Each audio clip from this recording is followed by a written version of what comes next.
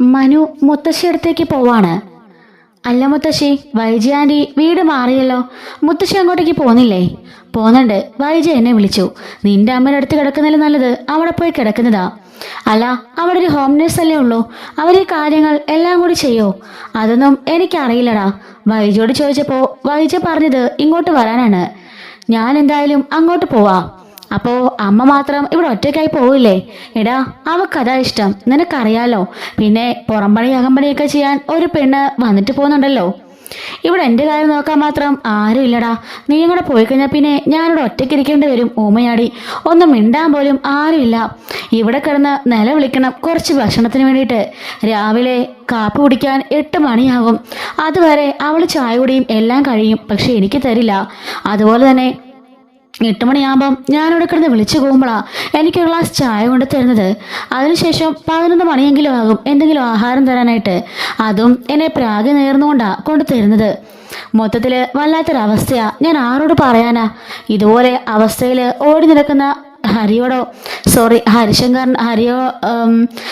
ശിവനോടോ രാജീവനോടോ എനിക്ക് പറയാനൊക്കോ?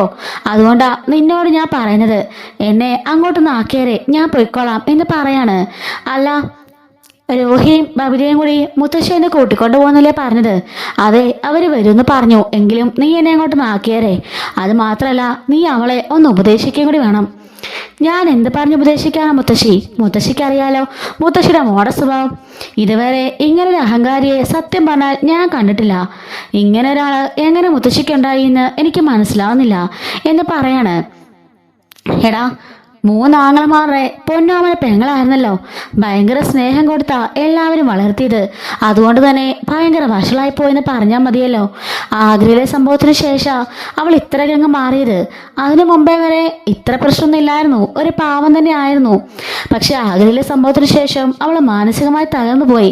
അതിനുശേഷമാണ് അവൾക്ക് ഈ ഒരു സ്വഭാവമൊക്കെ. എന്ത് ചെയ്യാനാ? ഞാൻ എന്തുമാത്രം പറഞ്ഞു? പറയാനല്ലേ എന്നെ കൊണ്ടാവുള്ളൂ എന്ന് പറയാണ്. അച്ഛനോട് മുത്തശ്ശി പറഞ്ഞിരുന്നോ പോകുന്ന കാര്യം? ഞാനൊന്ന് സൂചിപ്പിച്ചിരുന്നു. ആ സമയത്ത് ശിവൻ പറഞ്ഞത് അങ്ങോട്ട് പോകുന്നതന്നെ നല്ലതെന്ന്. കാരണം വൈജിയോട് എങ്ങനെയെങ്കിലൊക്കെ പറഞ്ഞ് മനസ്സിലാക്കി ആ ഡിവോഴ്സൊക്കെ ഒന്ന് ഒഴിവാക്കാൻ പറയാൻ പറഞ്ഞു. എന്തായാലും ഞാൻ അങ്ങോട്ടേക്കാക്കാം. ഞാൻ ഇന്നനെ എറണാകുളം പോവാണ് എന്ന് പറയുന്നുണ്ട്. എടാ മോനെ, ഞാനൊരു കാര്യം ചോദിക്കട്ടെ? ഈ ആലീനാനെ ബാലചന്ദ്രൻ അവിടെ എന്തിനാ പിടിച്ചു നിർത്തുന്നേ? അതുകൊണ്ടല്ലേ ഈ പ്രശ്നമെല്ലാം ഉണ്ടാവുന്നത്? അതല്ലാതെ അലീനനെ അവിടുന്ന് പറഞ്ഞുവിടാണെങ്കിൽ ഈ പ്രശ്നമൊന്നും ഉണ്ടാവില്ലല്ലോ. മുത്തശ്ശി, അത് അങ്ങളുടെ സ്വന്തം മകളല്ലേ. പിന്നെ അവിടുന്ന് ഇറക്കി വിടുന്നത് പറയാൻ നമുക്കെന്താ അവകാശം? അത് അങ്ങളുടെ വീടല്ലേ. അങ്കിൾ അധ്വാനിച്ചുണ്ടാക്കിയ സ്വത്തുക്കളല്ലേ. അവിടുന്ന് അങ്ങളുടെ സ്വന്തം മകളെ ഇറക്കി വിടാൻ പറയാൻ ആർക്കായി ലോകത്ത് അവകാശമുള്ളത് എന്ന് ചോദിക്കാണ്. അവന്റെ ഭാര്യയല്ലേ വൈജ, അവക്കതിനുള്ള അവകാശമില്ലേ? എന്ത് അവകാശം? പണ്ട് കാലത്ത് നടന്ന സംഭവങ്ങളെല്ലാം അങ്കിളിനറിയാന്ന് മുത്തശ്ശിക്ക് അറിയാലോ. ഇത്രയൊക്കെ സംഭവിച്ചിട്ടും ഡിവോഴ്സ് ചെയ്യാൻ മുന്നോട്ട് വരാതിരുന്നത് അങ്കിളുടെ നല്ല മനസ്സെന്ന് കരുതിയാൽ മതി. എന്നിട്ട് പോലും അഹങ്കാരത്തിന് കുറവില്ലാതെ ആന്റിയല്ലേ പിന്നാലെ പോയി വഴക്കുണ്ടാക്കുന്നത് എന്ന് ചോദിക്കാണ്. അങ്ങനെ ബാഗും പെട്ടിയും എല്ലാം എടുത്തുകൊണ്ട് മുത്തശ്ശിയെ കയ്യെ പിടിച്ചുകൊണ്ട് മനു പുറത്തേക്ക് ഇറങ്ങാണ്. കമൽ ചോദിക്കുന്നുണ്ട്, അല്ല കെട്ടും പാണ്ടും ഒക്കെ ആയിട്ട് നിങ്ങളിത് എങ്ങോട്ടാ? ഞാൻ ഇവിടുന്ന് പോകുക എൻ്റെ മോളുടെ അടുത്തേക്ക്. എങ്ങോട്ട്? വൈജയുടെ അടുത്തേക്കോ? അതെ, ഞാൻ അങ്ങോട്ടേക്ക് പോവാ. നിനക്ക് സമാധാനമാവുമല്ലോ, എന്നെ കൊണ്ടുള്ള ശല്യം തീർന്നു കിട്ടുമല്ലോ എന്ന് പറയാണ്. അതൊരു കണക്കിന് ശരി തന്നെയാ. പിന്നെ നിങ്ങളുടെ മോളുടെ അഹങ്കാരത്തിന് അവിടെ ഒരാളുള്ളതേ നല്ലതാ. കൈയും കാലും ഒടിഞ്ഞു കിടപ്പാണെങ്കിലും അവളുടെ അഹങ്കാരത്തിന് യാതൊരു കുറവും ഇല്ലല്ലോ. അല്ല, അവിടെ ചെന്നാല് ആര് നോക്കുമെന്നും പറഞ്ഞാ തുള്ളിച്ചാടി അങ്ങോട്ട് പോണത്. ഇവിടെയാണെങ്കിലും എൻ്റെ കാര്യങ്ങളിപ്പോൾ ഞാൻ തന്നെയല്ലേ നോക്കാറ്. ഞാനിപ്പോൾ കിടപ്പൊന്നും അല്ലല്ലോ അത്രയ്ക്കും. എണീച്ച് പതിയെ നടക്കാനും തുടങ്ങി. ബാത്റൂമിലൊക്കെ എനിക്ക് തനിയെ പോകാം. പിന്നെ ആഹാരം 3 നേരം അവിടെ അവർ കഴിക്കുന്നതിൻ്റെ വീതം എനിക്കും തന്നോളും എന്ന് പറയാണ്. ശരി ശരി ആയിക്കോട്ടെ, എന്നോടാരും ഒന്നും പറയണ്ട എന്നും പറഞ്ഞുകൊണ്ട് കമൽ അകത്തേക്ക് കയറിപ്പോന്നുണ്ട്. ബാ മുത്തശ്ശി, ഇനിയിപ്പോൾ അതിനെക്കുറിച്ചൊന്നും പറഞ്ഞ് വഴക്കുണ്ടാക്കാൻ നിൽക്കണ്ട എന്നും പറഞ്ഞുകൊണ്ട് മനു ആ മുത്തശ്ശിയും കൂട്ടി നേരെ വൈജ എടുത്ത് വീട്ടിലേക്ക് ചെല്ലാണ്. അവിടെ ചെല്ലുമ്പോൾ അവിടെ വൈജയും ബബിതയും രോഹിയും ആ ഒരു ഹോം നേഴ്സും കാണും. വൈജ ഒരു മുറിയിൽ കിടക്കാണ്. ഈ സമയത്ത് രോഹിയും ബബിതയും മുത്തശ്ശി വരുന്നത് കണ്ട് അധികം സന്തോഷമൊന്നുമില്ല. മുത്തശ്ശിനെ അകത്തേക്ക് പിടിച്ചുകൊണ്ട് കൊണ്ടുപോയി വൈജയുടെ അടുത്തുകൊണ്ടിരുത്താണ് മനു. ഈ സമയം ഹോം നേഴ്സ് ഇവർക്ക് ചായയുമായിട്ട് വരുന്നുണ്ട്. അവരുടെ ഓരോ സാധനങ്ങൾ കബോർഡിൽ അടുക്കി വെക്കാതിരിക്കാം ബബിതയും രോഹിത്തോടി. അപ്പോൾ മുത്തശ്ശി പറയുന്നുണ്ട്, നീ കിടപ്പ് കിടക്കാന്ന് പറഞ്ഞിട്ട് എത്ര കാലമായി, നിന്നെ ഒന്ന് കാണണമെന്ന് എന്തുമാത്രം മനസ്സിൽ ആഗ്രഹിച്ചെന്നറിയോ? പലരോടും ഞാൻ പറഞ്ഞതാ, എന്നെ ആരും കൊണ്ടുവന്നില്ല. എന്ത് ചെയ്യാനാ, കൈയും കാലും ഒക്കെ തളർന്നൊരവസ്ഥയിലായ പിന്നെ മക്കൾക്കും ബാക്കി എല്ലാവർക്കും നമ്മളൊരു ഭാരമാണ് എന്ന് പറയുന്നുണ്ട്. മനു പറയാണ്, മുത്തശ്ശി അന്ന് തുടങ്ങിയ ഓരോ പ്രശ്നങ്ങളാ, അതിന് പിന്നാലെയാണ് എല്ലാവരും. അതിനിടയ്ക്ക് കൊണ്ടുവരുമൊന്നും നടക്കില്ല മുത്തശ്ശി. ഈ അവസ്ഥയിൽ മുത്തശ്ശി കാണാതിരിക്കുന്നത് തന്നെയായിരുന്നു നല്ലത്. അത്രയ്ക്ക് മോശമായിരുന്നു ആനിയുടെ അവസ്ഥ. കൊണ്ടുവന്ന കാര്യം ഞാനും അച്ഛനും ഒന്ന് ആലോചിച്ചതാ. അപ്പോൾ ആനിയുടെ അവസ്ഥ വളരെ മോശമായതുകൊണ്ട് വേണ്ടെന്ന് ഞങ്ങൾ തീരുമാനിക്കായിരുന്നു എന്ന് പറയുന്നുണ്ട്. എങ്കിലും എൻ്റെ മോൾ ഈ അവസ്ഥയിൽ കിടക്കുമ്പം എനിക്കൊന്ന് കാണാൻ തോന്നില്ലടാ എന്ന് ചോദിക്കുന്നുണ്ട്. എന്തായാലും ഇപ്പം ഇങ്ങോട്ട് എത്തിച്ചല്ലോ, മുത്തശ്ശിക്ക് അത് പോരെ എന്ന് പറയാണ്. അല്ല, കമലടുത്ത് എന്ത് പറഞ്ഞു അമ്മേ? വരണ്ടാന്നൊന്നും പറഞ്ഞില്ലേ? ഏയ്, അവക്ക് സന്തോഷമായി. ഞാനവിടെ ഉള്ളത് അവക്ക് വലിയ ബുദ്ധിമുട്ടാ. ഇപ്പം എന്തായാലും അവക്ക് വലിയ സന്തോഷമായി കാണും എന്ന് പറയുന്നുണ്ട്. മുത്തശ്ശിക്ക് അപ്പുറത്തെ മുറി ഞാൻ റെഡിയാക്കിയിട്ടുണ്ട്. അങ്ങോട്ടേക്ക് ആ ഹോം നേഴ്സ് കൊണ്ടാക്കും. അമ്മയ്ക്കിപ്പോൾ തനി നടക്കാനൊക്കെ പറ്റുന്നുണ്ടല്ലോ അല്ലേ? തനി നടന്ന് ബാത്റൂമിലൊക്കെ പോകാനും കുളിക്കാനും ഒന്നും എനിക്കൊരു കുഴപ്പമില്ല. അലീന അന്നത്ര നന്നായി നോക്കിയത് കൊണ്ട് തന്നെ ഞാൻ എഴുന്നേറ്റ് നടന്നു. പക്ഷേ ഒരുപാട് നടക്കാൻ പറ്റില്ല എന്ന് പറയാണ്. അമ്മേ, ഈ വീട്ടിലെങ്കിലും ആ നശിച്ചവളുടെ പേരെന്ന് മിണ്ടാതിരിക്കണം. അത് കേൾക്കും തോറും എനിക്കെൻ്റെ ബ്ലഡ് പ്രഷർ കൂടിക്കൊണ്ടിരിക്കുക. മനു പറയുന്നുണ്ട്, ചിലർക്ക് അങ്ങനെ ആൻറ്റി, നല്ലവരെ പേര് കിട്ടാലേ പിടിക്കത്തില്ല എന്ന് പറയുന്നുണ്ട്. മുത്തശ്ശി എഴുന്നേൽപ്പിച്ചുകൊണ്ട് അപ്പുറത്തെ മുറിയിൽ കൊണ്ട് കിടത്താണ്. മുത്തശ്ശി, ഞാൻ പറഞ്ഞെല്ലാം ഓർമ്മയുണ്ടല്ലോ, നന്നായി തന്നെ പറഞ്ഞു മനസ്സിലാക്കണം. ബാലചന്ദ്രനങ്ങൾ ഈ കേസൊന്നും അറിഞ്ഞുവെന്ന് ആൻറ്റി ഒരിക്കലും അറിയരുത്. അതറിഞ്ഞ് ആൻറ്റി മനസ്സിലാക്കിയ പിന്നെ ഒരിക്കലും ബാലനങ്ങൾ ആന്റിനോട് ജീവിക്കില്ലെന്നാ പറഞ്ഞിരിക്കുന്നേ. ആ ഒരു ഓർമ്മ മുത്തശ്ശിക്ക് വേണം എന്ന് പറയാണ്. ഇല്ലടാ മനു, ഞാൻ പറയില്ല, അതോർത്ത് നീ പേടിക്കണ്ട എന്ന് പറയുന്നുണ്ട്. വൈജി എടുത്തു പോയിട്ട് മനു പറയുന്നുണ്ട്, ആൻറ്റി ഞാൻ ഇറങ്ങാണ്, ഞാനിന്ന് വൈകുന്നേരം എറണാകുളത്ത് ചെല്ലണം, അതുകൊണ്ട് ഞാൻ പോട്ടെ എന്ന് പറയാണ്. ശരിയടാ, ഇടയ്ക്കൊക്കെ ഇങ്ങോട്ടേക്ക് വാ, ഇനി ഞാൻ ഇവിടെ തന്നെ ആയിരിക്കും എന്ന് പറയുമ്പോൾ അതൊക്കെ ആൻറ്റിയുടെ ഇഷ്ടമല്ലേ എന്നും പറഞ്ഞുകൊണ്ട് മനു നേരെ ബബിതയെ കാണാൻ വേണ്ടി മുറിലേക്ക് ചെല്ലാണ്. അവളുടെ ഡോറിൽ ഒന്ന് നോക്ക് ചെയ്യുന്നുണ്ട്. ബബിത വന്ന് ഡോർ തുറക്കാണ്. എന്തായി, പുതിയ വീട്ടിൽ താമസമൊക്കെ ഓക്കെ ആണോ? അതെ മനുവേട്ടാ, കുഴപ്പമൊന്നുമില്ല, എല്ലാം ശരി തന്നെയാ. പക്ഷെ ഇവിടെ ഇപ്പോ നിന്റെ അച്ഛന്റെ കൺട്രോൾ ഇല്ലെന്നുള്ള കാര്യം നിനക്ക് ഓർമ്മ വേണം. അമ്മ അവിടെ വയ്യാതെ കിടക്ക. ആ ഒരു അവസരം പരമാവധി മുതലാക്കാൻ ശ്രമിക്കരുത്. ഷർണയ്ക്കുണ്ടായ അവസ്ഥ എന്താണെന്ന് നീ കണ്ടതാണല്ലോ. ആ അവസ്ഥയിലേക്ക് ആവാതിരിക്കാനേ നീ കൂടി ശ്രദ്ധിച്ചാലേ പറ്റുള്ളൂ. നിന്റെ എല്ലാ കള്ളത്തരങ്ങളും എല്ലാ കള്ളക്കളികളും എനിക്കറിയാന്നുള്ള കാര്യം നീ മറക്കണ്ട. അതുകൊണ്ട് ഇനിയെങ്കിലും മര്യാദയ്ക്ക് ജീവിക്കാൻ നോക്ക്. ഈ കാണുന്നൊന്നും നമ്മുടെ ജീവിതമല്ല, ഇതിനപ്പുറത്തേക്ക് മാറി വലിയൊരു ജീവിതം കിടക്കുന്നേ ഉള്ളൂ. അതിനുവേണ്ടിയുള്ള മുന്നൊരുക്കമായിരിക്കണം ഇപ്പോഴേ. അതുകൊണ്ട് എങ്ങനെയെങ്കിലും പഠിച്ച് നല്ലൊരു നിലയിലെത്താൻ നോക്ക് എന്നും പറഞ്ഞുകൊണ്ട് മനു പോവാണ്. രോഹിയുടെ മുറിലേക്ക് ചെല്ലുമ്പോൾ രോഹി ഒന്നും മിണ്ടുന്നില്ല. മനു പറയുന്നുണ്ട്, എന്തായാലും ജാമ്യം കിട്ടി നീ പുറത്തായല്ലോ, അത് തന്നെ വലിയ കാര്യം. ആ പെൺകുട്ടിക്ക് വേണമെങ്കിൽ മൊഴി മാറ്റി പറയായിരുന്നു. സമുദായക്കാരുടെയും പോലീസിന്റെയും വീട്ടുകാരുടെയൊക്കെ അത്രയ്ക്ക് പ്രഷർ ആ കൊച്ചിലുണ്ടായിരുന്നു. എന്നിട്ടും അലീന കൊടുത്ത ധൈര്യത്തിന് പുറത്താ അവൾ സത്യങ്ങൾ തുറന്നു പറഞ്ഞത്. അതുകൊണ്ടാണ് നിനക്ക് ജാമ്യം കിട്ടിയത്. അങ്ങനെ ഒരു ജാമ്യം എനിക്ക് വേണ്ടായിരുന്നു. എല്ലാവരും ഇപ്പോൾ അതും പറഞ്ഞുകൊണ്ട് എൻ്റെ പുറകെ നടക്കുക. അതിനിപ്പോൾ അവളുടെ കാലിൽ ഞാൻ വീഴണോ, അവളെ പൂവിട്ട് പൂജിക്കണോ എന്ന് ചോദിക്കുമ്പോൾ ഹേയ്, അതൊന്നും വേണ്ട. നീ അവളോട് വെറുപ്പും ദേഷ്യം കാണിക്കാതിരുന്നാൽ മതി. അവൾ നിന്റെ കൂടപ്പിറപ്പാണെന്ന് നിനക്കറിയാലോ. ഏത് വകയില മനുവേട്ടാ അവളെൻ്റെ കൂടപ്പിറപ്പ്? എൻ്റെ അച്ഛന് ഏതോ വഴിവീഴ്ചകളുണ്ടായതാന്നൊക്കെയാ പറഞ്ഞറിവ്. പക്ഷെ അതൊന്നും സത്യമാണെന്ന് എനിക്ക് തോന്നുന്നില്ല. അച്ഛൻ്റെ സ്വഭാവം തീരെ ശരിയല്ല. അച്ഛൻ തോന്നിയാസം കാണിച്ച് നടക്കാ. അതുതന്നെയാണ് എനിക്കിപ്പോഴും തോന്നുന്നത്. ഒരിക്കലും അവൾ എൻ്റെ സഹോദരിയാണെന്ന് എനിക്ക് തോന്നിയിട്ടില്ല. അവളും അച്ഛനും തമ്മിലുള്ള പെരുമാറ്റവും അങ്ങനെയൊന്നും അല്ല.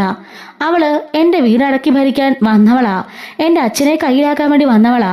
എൻ്റെ അമ്മേനെ അവൾ അവിടുന്ന് പുറത്താക്കിയില്ലേ. ഞങ്ങൾ എല്ലാവരും ഇപ്പം ഈ വീട്ടിലേക്ക് മാറി താമസിക്കാൻ കാരണവും അമ്മയ്ക്ക് ഈ അവസ്ഥ ഉണ്ടാകാൻ കാരണവും അതുപോലെ ഡിവോഴ്സ് ചെയ്യാൻ പോണ കാരണമെല്ലാം അവൾ ഒറ്റയിരുത്തിയാ. അതൊന്നും ഒരിക്കലും എൻ്റെ മനസ്സിൽ നിന്ന് പോവില്ല. അവൾ എൻ്റെ കൂടപ്പിറപ്പല്ല എന്ന് പറയാണ്. മനു പറയുന്നുണ്ട്, രോഹിത്തെ, നീ അറിയാത്ത ഒരുപാട് സത്യങ്ങളുണ്ട്. അതൊക്കെ നീ ഒരിക്കൽ അറിയുമ്പം നീ ചങ്ക് പൊട്ടിപ്പോവും. അതുകൊണ്ട് ദയവ് ചെയ്ത് അത്തരത്തിലുള്ള വാക്കുകളൊന്നും ഇനി പറയണ്ട. അലീന നിന്റെ കൂടപ്പിറപ്പ് തന്നെയാ. നിനക്ക് എന്നെ വിശ്വാസമില്ലേ? എനിക്കറിയാം മനുവേട്ടന് അലീന ഇഷ്ടമാണ്, വിവാഹം കഴിക്കാൻ ആഗ്രഹിക്കുന്നുണ്ട്. ഞങ്ങൾ രണ്ടിന് പരസ്പരം ഇഷ്ടത്തിലാണെന്നൊക്കെ എനിക്കറിയാം. പക്ഷേ മനുവേട്ട കണ്ടുപിടിച്ചിരിക്കുന്നത് തെറ്റായ ഒരാളെയാ. അവള് എൻ്റെ അച്ഛൻ്റെ മകളൊന്നുമല്ല. എൻ്റെ അച്ഛനെ അവൾ വിവാഹം കഴിക്കാൻ വന്നവളാ. മനു പറഞ്ഞുണ്ട്. ഛേ, ഇങ്ങനൊന്നും പറയല്ലേ രോഹി. നിന്റെ പ്രായം, നിന്നേക്കാൾ 2 വയസ്സ് മൂപ്പല്ലേ ഉള്ളവൾക്ക്. അവൾ അങ്ങനെയൊക്കെ ചെയ്യുന്ന നിനക്ക് തോന്നുന്നുണ്ടോ? ഇങ്ങനെയുള്ള ചിലർ അങ്ങനെയുണ്ട് മനുവേട്ടാ എന്ന് പറയാണ്. ശരി ശരി, നിന്നെ പറഞ്ഞ് തിരുത്താനൊന്നും എന്നെ കൊണ്ട് പറ്റില്ല. ഞാൻ എന്തായാലും ഇന്ന് എറണാകുളത്തേക്ക് പോവാ. എന്തെങ്കിലും ആവശ്യമുണ്ടെങ്കിൽ എന്നെ അറിയിച്ചാൽ മതി. പിന്നെ പ്രത്യേക ഒരു കാര്യം, നിന്റെ അമ്മ ഡിവോഴ്സിന് മൂവ് ചെയ്തുകൊണ്ടിരിക്കുകയാണ്. അതത്രയ്ക്ക് നല്ല സ്വഭാവമല്ല. അത് നീ ഒന്ന് പറഞ്ഞു തിരുത്തണം എന്ന് പറയുമ്പോൾ, ഞാനല്ല ആര് പറഞ്ഞാലും അമ്മ കേൾക്കില്ല. അമ്മ ഒരു കാര്യം ഉറപ്പിച്ചാല് പിന്നെ അത് ഉറപ്പിച്ചതാ. അതുകൊണ്ട് അമ്മ അതിന് പിന്മാറുമെന്ന് എനിക്ക് തോന്നുന്നില്ല എന്ന് പറയാണ്. അമ്മ പിന്മാറണം, നീ എങ്ങനെയെങ്കിലും പറഞ്ഞ് പിന്മാറ്റണം. അല്ലെങ്കിൽ അത് വലിയ പ്രശ്നങ്ങളിലേക്കൊക്കെ പോയി എത്തും. നീ വിചാരിക്കുന്ന പോലെയല്ല, അതിലും വലിയ പ്രശ്നങ്ങൾ. അതുകൊണ്ട് നീ ഒന്ന് കെയർ ചെയ്യണം. മാത്രമല്ല, നിനക്കറിയാത്തൊരു കാര്യം കൂടി ഞാൻ പറയാം. ബബിതയുടെ സ്വഭാവം അത്ര നല്ലതല്ല. അവൾ പോണത് നല്ല വഴിക്കുമല്ല. പല പല പ്രശ്നങ്ങൾ അവളുടെ പേരിലുണ്ട്. അതെല്ലാം ഞാൻ അറിഞ്ഞതാ, ഞാൻ കണ്ടുപിടിച്ചതുവാ. അവളെ ഞാൻ വാൺ ചെയ്തിട്ടുണ്ട്. ഇങ്ങോട്ടേക്ക് വരാനുള്ള കാരണം തന്നെ അവൾക്ക് സ്വതന്ത്രമായിട്ട് നടക്കാനാ. അവൾ ഇനി എങ്ങോട്ട് പോകുന്നു, ആരെ കാണുന്നു, ആരെ വിളിക്കുന്നു, എല്ലാത്തിലും നിന്റെ ഒരു കണ്ണ് വേണം. അല്ലെങ്കിൽ ഷർണയ്ക്ക് പറ്റിയതുപോലെ തന്നെ നാളെ നിന്റെ സഹോദരിക്കും പറ്റും എന്ന് പറഞ്ഞുകൊണ്ട് മനു അവിടുന്ന് പോവാണ്. മൊത്തത്തില് ബബിതയുടെ കാര്യവും അല്ലയുടെ കാര്യമൊക്കെ ആലോചിച്ചുകൊണ്ട് രോഹി ഇങ്ങനെ അവിടെ നിൽക്കായിരിക്കും. പിറ്റേ ദിവസം രാവിലെ രോഹി മനസ്സിലോർക്കാണ്, അലീന തന്റെ സഹോദരിയാണോ എന്ന് തനിക്കറിയണം. അതിനുവേണ്ടി അവൻ നേരെ കടപ്പാട്ടൂരേക്ക് ചെല്ലുന്നുണ്ട്. അവിടെ ചെന്ന് അലീന ആ സമയം കൃഷ്ണമോൾ പുറത്തേക്ക് പോയതുകൊണ്ട് തന്നെ ഡോർ ലോക്ക് ചെയ്തിട്ടില്ല. അകത്തേക്ക് ആരും അറിയാതെ അവൻ കയറാണ്. എന്നിട്ട് അലീനയുടെ നീക്കങ്ങൾ നിരീക്ഷിക്കാനാണ് കേട്ടോ. എങ്ങനെയാണ്, തന്റെ സഹോദരിയാണോ അതോ ഫേക്കാണോ എന്നൊക്കെ അറിയാൻ വേണ്ടിയിട്ട് അവൻ വന്നിരിക്കുകയാണ്. ഈ സമയത്ത് അലീന രേവതിക്കുട്ടിയോട് ഫോണിൽ സംസാരിച്ചുകൊണ്ടിരിക്കുകയായിരിക്കും. അല്ലേച്ചി, എന്തായി കാര്യങ്ങളൊക്കെ? രോഹിയുടെ പോയോ? രോഹിത്തും ബബിതയും അമ്മയുടെ കൂടെ പോയി. കൃഷ്ണമോള് മാത്രമേ ഉള്ളൂ ഇവിടെ. അവളിപ്പോ സ്കൂളിലേക്ക് പോയിരിക്കുക. എന്താ ചേച്ചി, ഡിവോഴ്സിന് മൂവ് ചെയ്യുന്നുണ്ടോ? അറിയില്ല മോളെ, ഡിവോഴ്സ് ആവാൻ പോവാണെന്നൊക്കെ പറയുന്നു. അത് കേൾക്കുമ്പം എൻ്റെ ഉള്ളില് ഒരാളല്ല. അച്ഛനും അമ്മയും ഒരിക്കലും പിരിയരുത്, അത് മാത്രമേ ഉള്ളൂ എൻ്റെ ആഗ്രഹം. അച്ഛനും അമ്മയും 3 മക്കളും പഴയതുപോലെ സന്തോഷമായിട്ട് ജീവിക്കണം. ഞാൻ കാരണമാണ് അവരുടെ ഇടയിൽ ഒരു വിള്ളലുണ്ടായത്. അതിനി ഉണ്ടാവാൻ പാടില്ല. അല്ല, നീ ഞാൻ പറഞ്ഞ ജോലിയുടെ കേസ് അന്വേഷിച്ചോ? ഹോം നേഴ്സിന്റെ കാര്യം? ചേച്ചി, ഞാൻ പറഞ്ഞില്ലേ, ആ ജോബിച്ചായൻ്റെ വീട്ടിൽ, ആ ഷെറിൻ്റെ വീട്ടിലേക്ക് ഒരാളെ ആവശ്യമുണ്ടെന്നും പറഞ്ഞ് ഇങ്ങനെ പറഞ്ഞത് കേട്ടു. അതാവുമ്പം നമ്മുടെ കാര്യങ്ങൾ ഈസി ആവും. മോളൊന്ന് അന്വേഷിച്ച് നോക്ക്. ഞാൻ മനുവേട്ടനോടും പറഞ്ഞിട്ടുണ്ട്. പക്ഷെ അച്ഛനോട് മാത്രം ഞാൻ പറഞ്ഞിട്ടില്ല ഇവിടുന്ന് പോണ കാര്യം. അതറിഞ്ഞാലേ അച്ഛൻ ആകെപ്പാട് ബഹളം വെക്കും. അത് പിന്നെ ചേച്ചി, അത് ചേച്ചിയും കൂടെ വീടല്ലേ. ഇത് എങ്ങനെ എൻ്റെ വീടാവും? ഇത് ബാലചന്ദ്രമേനോന്റെ വീടല്ലേ. അതെങ്ങനെയാ മോളെ എൻ്റെ വീടാവുക? ഒരിക്കലും ഞാൻ അദ്ദേഹത്തിന്റെ മകളല്ലല്ലോ. ഞാൻ ഈ വീട്ടിലെ സെർവന്റ് മാത്രമാണ്. അപ്പൊ പിന്നെ ഞാൻ എങ്ങനെയാണ് ഈ വീടിന് അവകാശിയാവുക എന്ന് ചോദിക്കാണ്. ഇത് കേട്ട് രോഹിത്തിന് നല്ല ദേഷ്യം വരുന്നുണ്ട്. ഇത്രയും കാലം ബാലചന്ദ്രന്റെ മകളാണെന്നാണല്ലോ അലീന പറഞ്ഞിരുന്നത്. അതല്ലെന്ന് കേൾക്കുമ്പം അവന് ഇവള് കള്ളിയാണെന്ന് മനസ്സിൽ കരുതാണ്. എന്നിട്ട് അലീന പറയാണ്, രോഹിക്കും ബബിതയ്ക്കും മാത്രമേ ഉള്ളൂ സത്യങ്ങൾ അറിയാത്തത്. മുത്തശ്ശിക്കും അറിയില്ല ഞാൻ വൈജയാനിയുടെ മകളാണെന്ന്. ഇത് കേൾക്കുമ്പം രോഹി ഒന്ന് ഞെട്ടിപ്പോവാണ്. കൃഷ്ണമോക്കും മനുവേട്ടനും അതുപോലെ അമ്മയുടെ 3 സഹോദരന്മാർക്കും മൂത്ത സഹോദരന്റെ ഭാര്യയ്ക്കും അറിയാം ഞാൻ വൈജയ മാഡത്തിന്റെ മകളാണെന്നുള്ള കാര്യം. പക്ഷെ വൈജയ മാഡത്തിന് ഇങ്ങനൊരു മകളുള്ള കാര്യം പോലും അറിയില്ല. പ്രസവിച്ചപ്പോഴേ ഞാൻ മരിച്ചുപോയെന്നാണല്ലോ അവർ കരുതിയിരിക്കുന്നത്. പക്ഷേ കൊല്ലപ്പള്ളിയിലെ മുത്തശ്ശിക്ക് മാത്രം അറിയാം ഈ സത്യങ്ങളെല്ലാം. ബാലനങ്കിളിന് അറിയാന്ന്. പക്ഷേ ബാലചന്ദ്രൻ അച്ഛൻ അറിയാന്ന്. പക്ഷേ ഞാൻ വൈജയനുടെ മകളാണെന്നുള്ള സത്യം മുത്തശ്ശിക്ക് അറിയില്ല. അതുമാത്രം ആരും പറഞ്ഞിട്ടില്ല. പഴയ അമ്മയുടെ കഥകളെല്ലാം എല്ലാവർക്കും അറിയാവുന്നുള്ള കാര്യം അത് മാത്രം മുത്തശ്ശി അറിഞ്ഞു എന്ന് പറയുന്നുണ്ട്. അല്ലേ ചേച്ചി, ഞാനൊരു കാര്യം പറയട്ടെ. ചേച്ചി നേരിട്ട് വന്ന് ആ വൈജി മേഡത്തിനോട് ചേച്ചിയെ മകളെന്ന് അങ്ങ് പറ. അതോടുകൂടി ഈ പ്രശ്നമെല്ലാം അവസാനിക്കും. ഡിവോഴ്സ് മാറ്റിവെക്കും, അവർ വീട്ടിലേക്ക് വരും, മൊത്തത്തിൽ ഹാപ്പി ആവില്ലേ എന്ന് പറയാണ്. മോളെ, അച്ഛൻ അറിയുന്നതിന് മുമ്പെയാണെങ്കിൽ അങ്ങനെ ചെയ്യായിരുന്നു. പക്ഷേ ഇനിയിപ്പോ അത് പറ്റില്ല. അച്ഛൻ പറഞ്ഞിരിക്കുന്നത് ഞാൻ അമ്മയുടെ മകളാണെന്ന് അറിയുന്ന നിമിഷം അച്ഛൻ ഡിവോഴ്സ് ചെയ്യുന്ന ആ ഒരു രീതിയിലേക്കാ കാര്യങ്ങൾ പോകുന്നത്. എൻ്റെ അമ്മ മാത്രം എന്നെ തിരിച്ചറിയണം, അമ്മയുടെ മകളാണ് ഞാനെന്ന് അറിയണമെന്ന് കരുതിയാണ് ഞാൻ ഇങ്ങോട്ടേക്ക് വന്നത്. പക്ഷെ ഇവിടെ വന്നപ്പോൾ എല്ലാം തലകീഴായി മാറിയായിരുന്നു. ഞാൻ ആഗ്രഹിച്ച എൻ്റെ അമ്മയല്ലാതെ ബാക്കി എല്ലാവരും സത്യങ്ങൾ അറിഞ്ഞു. പക്ഷെ എൻ്റെ അമ്മ മാത്രം ഞാൻ അമ്മയുടെ സ്വന്തം മകളാണെന്ന് അറിഞ്ഞില്ല മോളെ എന്ന് പറയാണ്. ഇത് കേട്ടുകൊണ്ട് രോഹി ആകെപ്പാടെ വിറങ്ങളിച്ച് അവിടെ നിൽക്കാണ്. ചേച്ചി, അപ്പൊ ചേച്ചി പോവാൻ തന്നെ തീരുമാനിച്ചോ? അതേ മോളെ, ഞാൻ പോവാൻ തന്നെ തീരുമാനിച്ചു. ഇനിയും ഇവിടെ നിൽക്കുന്നതിൽ അർത്ഥമില്ല. കൃഷ്ണമോളും അച്ഛനുമൊക്കെ ഞാനിവിടുന്ന് പോകുന്നതിനോട് വലിയ എതിർപ്പാ. പക്ഷേ പറഞ്ഞിട്ട് കാര്യമില്ല. ഞാനിവിടുന്ന് പോയാൽ മാത്രമേ ഇവരുടെ ജീവിതം നന്നാവുള്ളൂ. മേഡവും അച്ഛനും മക്കളും ഒക്കെ ആയിട്ട് സന്തോഷമായിട്ട് ജീവിക്കണം. രോഹി ഇപ്പോൾ എന്തായാലും എല്ലാ പ്രശ്നങ്ങളും ഒതുങ്ങിയിട്ട് അവൻ തിരികെ വന്നല്ലോ. അവനെ കണ്ടപ്പോൾ തന്നെയാണ് എൻ്റെ ജീവൻ നേരെ വീണത്. എൻ്റെ സ്വന്തം അനിയനല്ലടി, എൻ്റെ കൂടപ്പിറപ്പല്ലേ. ഞാൻ കിടന്ന അതേ വയറ്റിലല്ലേ അവനും കിടന്നത്. അതൊക്കെ ഓർക്കുമ്പോൾ മനസ്സിലൊരു കുളിരാ. 3 സഹോദരങ്ങൾ, ഒരമ്മ, ഒരച്ഛൻ, അങ്കിൾമാര്, മുത്തശ്ശി, മുത്തശ്ശൻ, അങ്ങനെ എന്തൊക്കെ ബന്ധങ്ങളാ എനിക്കുള്ളത്. പക്ഷേ പറഞ്ഞിട്ടെന്താ കാര്യം? പറയാന്നല്ലേ ഉള്ളൂ. എനിക്കിപ്പോ ആരില്ലല്ലോ എന്നൊക്കെ പറയുന്നുണ്ട്. സാറിലേച്ചി, എന്നാൽ ശരി, ചേച്ചിയുടെ ആഗ്രഹം പോലെ നടക്കട്ടെ. ഞാൻ ആ കാര്യത്തെപ്പറ്റി അന്വേഷിക്കാൻ അങ്കിളിനോടും ആൻറ്റിയോടും പറയാം. ചേച്ചി എന്താ വേണ്ടെന്ന് വെച്ചാൽ ആലോചിച്ച് തീരുമാനിക്ക്. ഇതിലിപ്പോ ആലോചിക്കാനൊന്നുമില്ല മോളെ. അമ്മ സത്യങ്ങളൊന്നും അറിയണ്ട.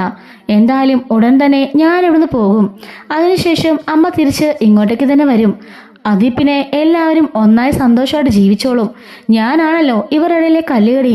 അത് മാറുമ്പോൾ തന്നെ അവരുടെ ജീവിതം ഓക്കെ ആവും എന്നൊക്കെ പറയുന്നുണ്ട്. ഇതെല്ലാം കേട്ടുകൊണ്ട് പുറത്ത് നിൽക്കുകയാണ് നമ്മുടെ രോഹിത്ത്. അങ്ങനെ അവള് ഫോൺ കട്ടാക്കുന്നുണ്ട്. പെട്ടെന്ന് അവൻ പുറത്തേക്ക് ഇറങ്ങാൻ നീങ്ങുമ്പം ടേബിളിലെ കാല് തട്ടാണ്. സൗണ്ട് കേട്ടുകൊണ്ട് അലീന നോക്കുമ്പം രോഹിത് നിൽക്കുന്നു. രോഹി, നീ എപ്പോഴാ വന്നേ? അത് പിന്നെ ഞാൻ വന്ന് കയറുമായിരുന്നു. കതക് തുറന്നു കിടന്നോണ്ടാ അകത്തേക്ക് കയറി വന്നത്. ഇവിടെ വന്നപ്പോൾ എൻ്റെ കാലിൽ നിന്ന് ഇടിച്ചു. അയ്യോ, എന്നിട്ടെന്തെങ്കിലും പറ്റിയോ? ഇല്ല, ഒന്നും പറ്റിയിട്ടില്ല. ഞാൻ എൻ്റെ മുറിയിൽ നിന്ന് ഒരു പുസ്തകം എടുക്കാൻ വന്നതാ എന്ന് പറയുന്നുണ്ട്. അങ്ങനെ പറഞ്ഞുകൊണ്ട് അവൻ മുറിയിലേക്ക് കയറി ചെല്ലാണ്. എന്നിട്ട് കതക് ലോക്ക് ചെയ്യുന്നുണ്ട്. അവന്റെ ഈ ഒരു പെരുമാറ്റത്തിൽ എന്തൊക്കെയോ സംശയങ്ങൾ അലിനൊക്കെ തോന്നാണ്. അലിന് മനസ്സിൽ കരുതുന്നുണ്ട്, ഇനി പക്ഷേ എന്നെ ഉപദ്രവിക്കാൻ വല്ല വന്നായിരിക്കോ?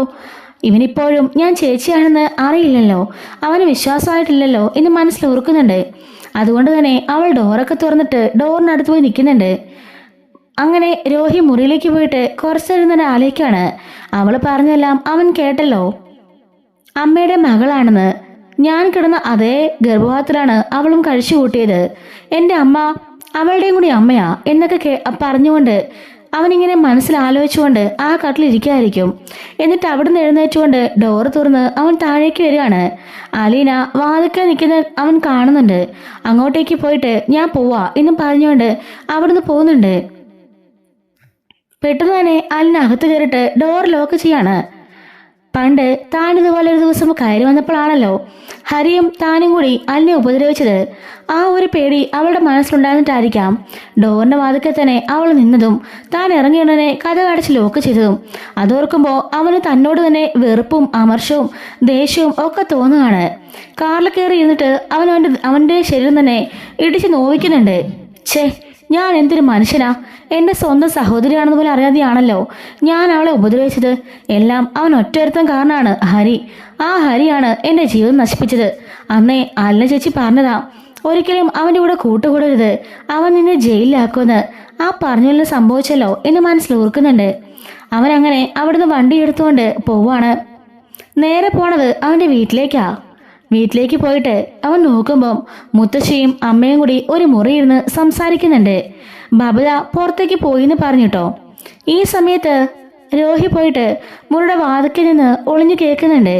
അപ്പോൾ മുത്തശ്ശി പറയാണ്, വൈജയ്, നിനക്ക് തന്നെ അറിയാലോ, ബാലിനിപ്പോ ഒരു പെണ്ണെ കൊണ്ട് വന്നെന്ന് പറഞ്ഞാണല്ലോ നീ പ്രശ്നമൊക്കെ ഉണ്ടാക്കുന്നത്. അതയാളുടെ സ്വന്തം മകളല്ലേ. അമ്മേ, മകളാണെന്ന് പറച്ചിലല്ലേ ഉള്ളൂ, മകളാണോന്ന് നമുക്കറിയില്ലല്ലോ. വൈജയ്, എന്തുമായിക്കോട്ടെ, വിവാഹത്തിന് മുമ്പ് നിനക്ക് സംഭവിച്ചെന്താണെന്ന് നിനക്കറിയാലോ. അത് ഇവിടെ പലർക്കും അറിയാം.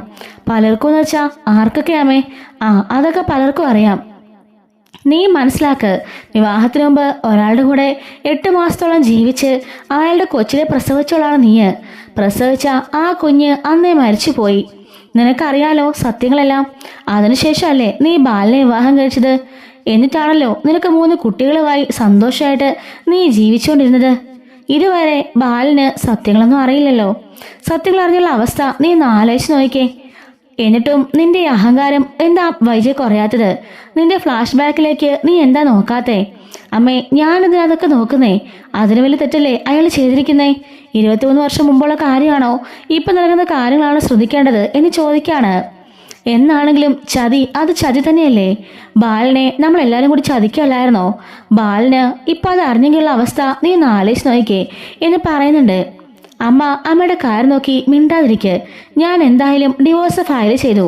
അത് മാത്രമല്ല, ഇനി അവളോടൊന്ന് പോവാതെ ഞാൻ അങ്ങോട്ടേക്ക് പോയില്ല എന്ന് പറയുന്നുണ്ട്. ഡിവോഴ്സ് ഫയൽ ചെയ്താലോ? ബാലൻ സത്യങ്ങളെല്ലാം അറിഞ്ഞല്ലോ. അതെങ്ങാനും അവൻ വിളിച്ചു പോവെന്ന് മുത്തശ്ശിക്ക് നല്ല പേടിയുണ്ട്. ഡിവോഴ്സ് കൊടുക്കരുതെന്ന് പറഞ്ഞുകൊണ്ട് മുത്തശ്ശി കുറെ ഉപദേശിക്കാണ്. ഇതെല്ലാം കേട്ട് രോഹിത് നേരെ മുറിയിലേക്ക് പോകുന്നുണ്ട്. അപ്പോൾ അവൻ ഏകദേശം കാര്യങ്ങളെല്ലാം മനസ്സിലായി. പക്ഷേ അമ്മയുടെ കുട്ടി മരിച്ചു പോയെന്നാണല്ലോ അമ്മ അവിടുന്ന് പറഞ്ഞത് കേട്ടത്. അപ്പൊ പിന്നെ അലീന അല്ലേ അമ്മയുടെ കുട്ടി? അതോ മരിച്ചു പോയെന്ന് കള്ളം പറഞ്ഞതാണോ? ശരിക്കും അലീന അമ്മയുടെ മകൾ തന്നെയാണോ അതോ അച്ഛൻ്റെ ആണോ എന്നിങ്ങനെ അവൻ കൺഫ്യൂഷനിൽ ഇങ്ങനെ നോയിക്കൊണ്ടിരിക്കുകയാണ്. എന്തൊക്കെയാണെങ്കിലും അത് കണ്ടുപിടിക്കണമെന്ന് അവൻ തീരുമാനിക്കുന്നുണ്ട്. അവൻ അപ്പോൾ തന്നെ മനുവേട്ടനെ ഫോൺ ചെയ്യാണ്. മനുവേട്ടൻ എവിടെയാ?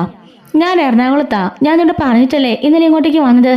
ബിസിയാണോ? അല്ല, പറഞ്ഞോടാ, ഞാനൊരു ചെറിയൊരു വർക്കിലായിരുന്നു. ഞാൻ എൻ്റെ ഫ്ലാറ്റിലുണ്ട്. മനുവേട്ടാ, ഞാനൊരു കാര്യം ചോദിച്ചാൽ സത്യം പറയോ? എന്താണ് ഇപ്പം അങ്ങനെ ചോദിക്കാൻ? അത് പിന്നെ അലീന എൻ്റെ അമ്മ പ്രസവിച്ച മകളാണോ? ഇത് കേട്ട് നമ്മുടെ മനു ആകപ്പാടെ ഒന്ന് ഞെട്ടിപ്പോവാണ്. നിന്നോട് ഇതാരാ പറഞ്ഞത്? അപ്പോ സത്യമാണല്ലേ? ഞാൻ ഈ കേട്ടത് സത്യമാണോ എന്ന് ചോദിക്കാണ്. അതേടാ, അത് സത്യമാണ്. പക്ഷേ നീ ഇതെങ്ങനെ അറിഞ്ഞു എന്ന് പറയണം. അതൊക്കെ ഞാൻ അറിഞ്ഞു, വിശദമായിട്ട് ഞാൻ പിന്നെ പറയാം. അപ്പോ അച്ഛൻ്റെ മകളല്ലല്ലേ? അല്ല, അത് നിന്റെ അച്ഛൻ്റെ മകളല്ല, നിന്റെ അമ്മയുടെ മകളാ. വൈജി ആൻറ്റിക്കുണ്ടായ മകൾ.